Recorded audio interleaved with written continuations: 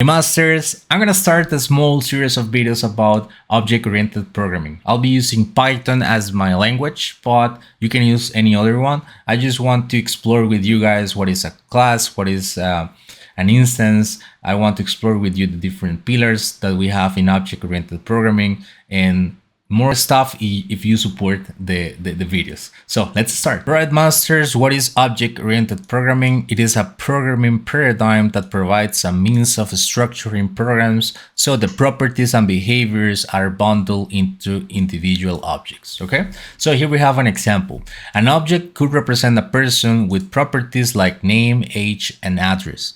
And the behaviors could be walking, talking, breathing, and running, right? That's what the persons do, right? Or it could represent an email with properties like recipient, list, subject, and body. And the behaviors are adding attachments and sending, all right? So that's basically the object-oriented programming kind of concept. And then we have the classes, all right? Classes allow you to create user-defined data structures.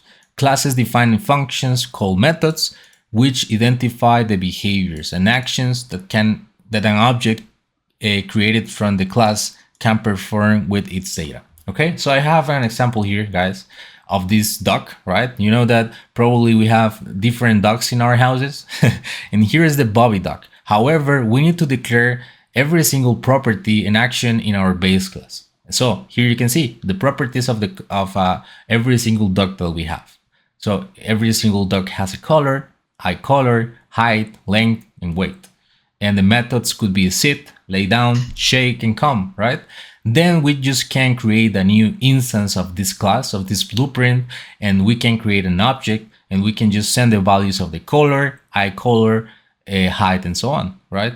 And we can have multiple objects based on this class. So this is like the idea of this small introduction of object-oriented programming. What is a class and what is an object? I hope that you can get the idea. So now let's try to translate this into simple code, right? Let's translate what I just explained to you with code, all right? So for instance, here we have the class. This is the keyword class, and then we can declare as many classes as we want.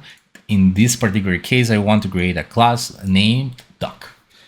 Inside of this class duck, we can have different stuff. This function called init, all right? This is a method to initialize the object. And in this case, I wanted to create a couple of properties or attributes here that we need. We need the name over here, right? And we need the age. As you can see, those are like properties that are gonna have a value. And those values are coming from these parameters over here, the name and the age, all right? So for instance, when we create a new object, we're gonna do it in this way. So we're gonna create a new variable here named Teddy, okay? And as you can see, this is gonna create a new instance of the duck class. It is gonna send, or it is gonna require a couple of parameters. It is gonna require the name and the age. Right, you can see them over here. As you can see, we declared that in our init method. So it is gonna receive a couple of parameters, and we're gonna just send them when we instantiate a new object. The first parameter is gonna be the name, and the second one is gonna be the age.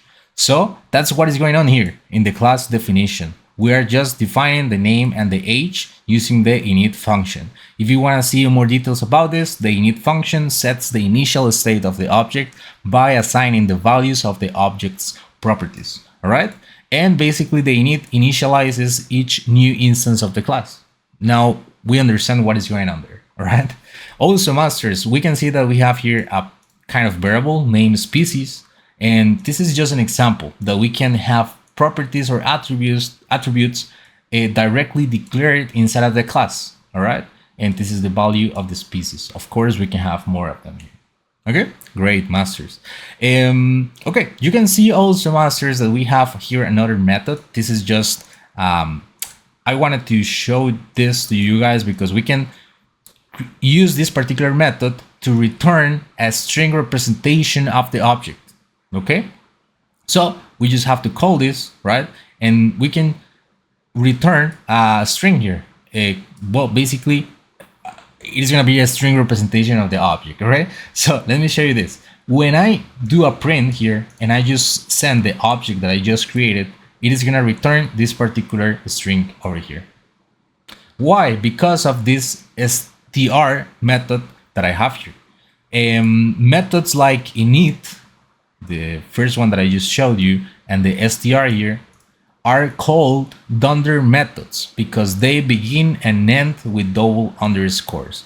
This is an interesting topic that we can talk later, but they are like default methods that we can use. So I just wanted to show them that, wanted to show you that it is gonna work fine. All right, I'm gonna just run the code in a few seconds. Just bear with me because I wanna show you this particular bark method. This is gonna be a behavior, right? Every dog can bark. So what I'm gonna do is basically do a print here. It is gonna print a message in the console telling the name of the dog, and then we're gonna say that it is barking. All right. I hope that you are getting the ideas. It is kind of complex, but I'm trying to explain it in a simple way, right? So masters, as I just told you before, I'm gonna create a new object here, a new dog named Teddy. All right, this is gonna be the name of the object. Then it is gonna be a new instance of the dog class, and we're gonna send the name Teddy and the year or the age of 3. All right. Then I'm gonna print Teddy in using the print method in Python. In this case, it is gonna use the str dunder method, and it is gonna return a description. Then we're gonna do a bark. So Teddy is gonna bark. We're gonna see it in the terminal. And then masters, I'm gonna access the species property that I declared in the class at the beginning. This one over here. So we can see if it is possible to do it. And then we have some lines here, and that's it. Let's see if it works. All right. So I'm gonna come here and I'm gonna run the command Python.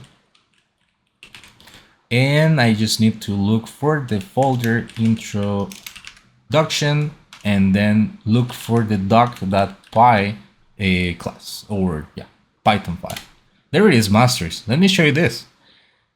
Okay, then first of all, I'm just printing Teddy. You can see the structure. Teddy is 3 years old. Why? Because this particular dunder method. Return, this is the name, and we're saying that that particular dog has an age years old. And in this case, I'm just sending the value 3, and our blueprint, our class is getting everything together, and we're just printing the dog information. All right. Then we have Teddy is barking because I am barking over here. All right. And at the end, I'm just accessing the property Teddy.species. That's great. Also, master, I wanted to show you that we can create a new instance of the dog. My dog has the name Gru. So I decided to create Gru in our Python program here. And you can see that it has the name Gru, and also, he's 12 years old. So I'm just sending that parameter over here. So if I print Gru, it is gonna tell us that Gru is 20 years old because of the str dunder method.